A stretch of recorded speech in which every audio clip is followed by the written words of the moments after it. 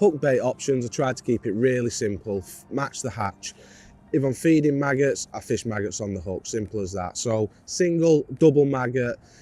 I don't tend to use free maggots. I do a lot again when it's warmer, but this time of year I try and keep my bait as small as possible so the fish can suck it in as easily as possible.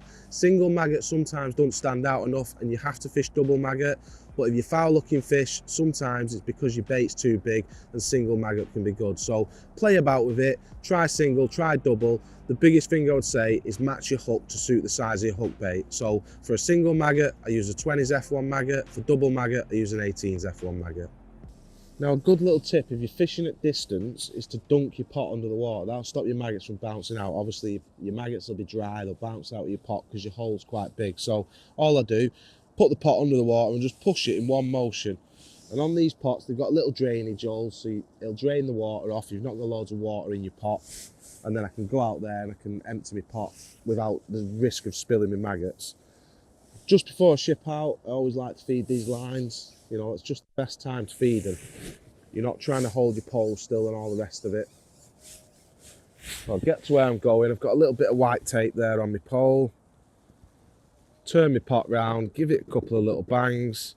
My maggots come out. I can just lift that rig back up, let it straighten.